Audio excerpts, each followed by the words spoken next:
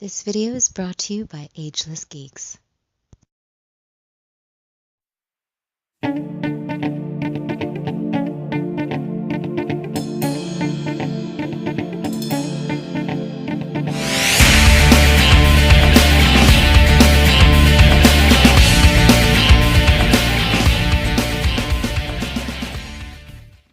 Cowabunga, dudes and dudettes.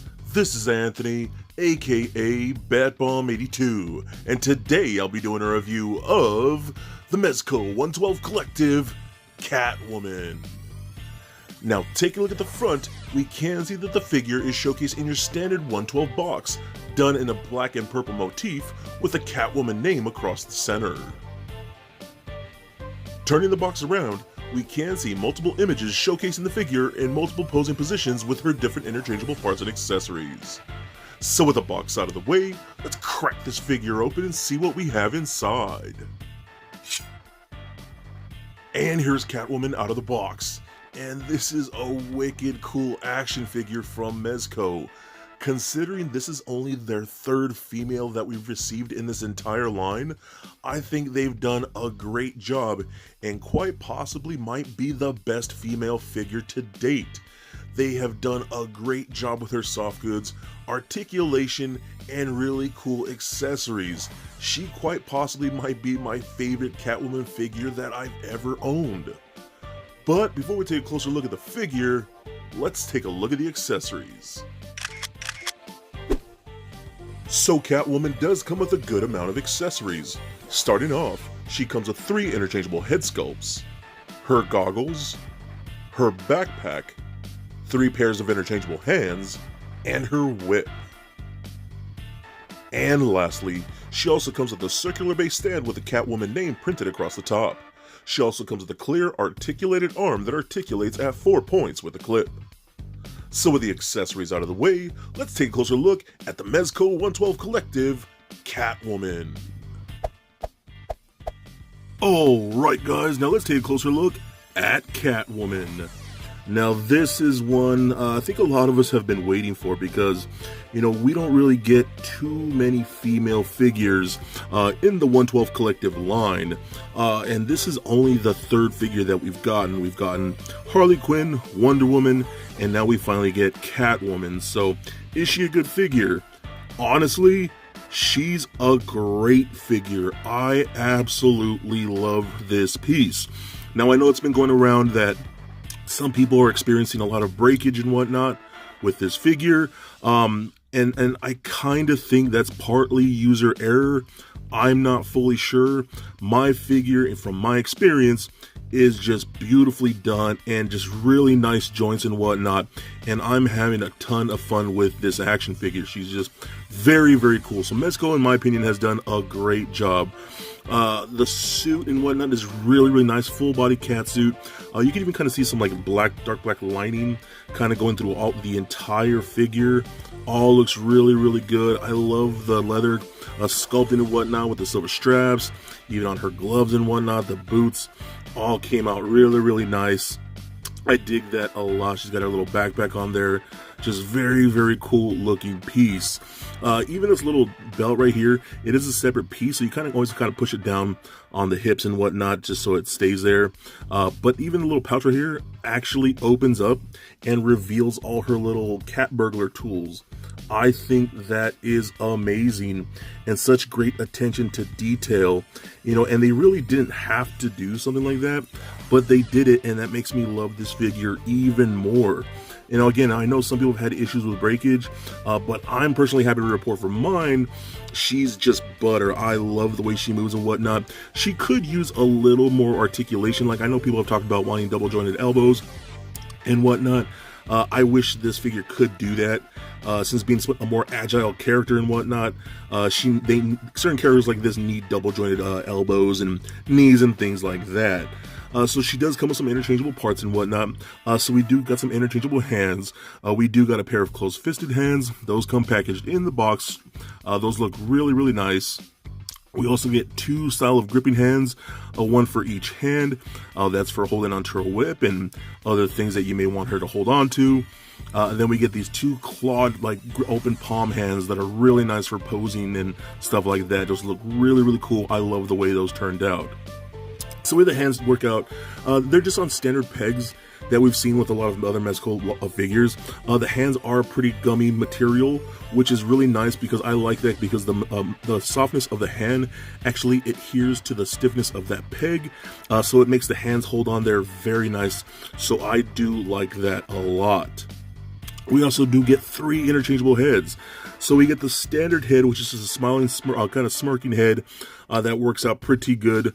I like the way that looks. She's kind of looking off to the side and whatnot. I really like the way they did her makeup and whatnot on that particular head sculpt and whatnot. It looks really, really good. We also get this angry head with the more gritting teeth. I think that works out very, very nice. She does look pretty angry and pissed off. That's good for some dynamic posing and whatnot. Some action poses look very, very cool. And then we also get this unmasked Selena Kyle head, which looks, in my opinion, amazing. They did a really good job with that. I love the makeup done on her, the sculpting, the style of the short hair. I just think it looks really, really good, really accurate to the comic books and whatnot, and I like that a ton. So very, very cool. Now with these heads, the goggles are a separate piece, so you want to be very careful, because I kind of feel like when trying to put this around the head, this could possibly tear over time.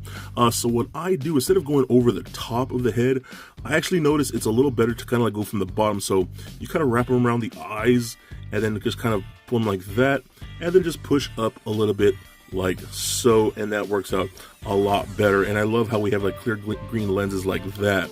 And if you want to do just resting on the top of the head, then I think it's okay to go to the top like so, and then just push down a little bit like that, and then you can have them more resting on the head. Or what I like to do sometimes, I like to kind of have them just resting around the neck like so, and then pop the head on, and I think that looks really cool too, just having that look. In my opinion, just works out great, so I love that. Her other accessory is her whip.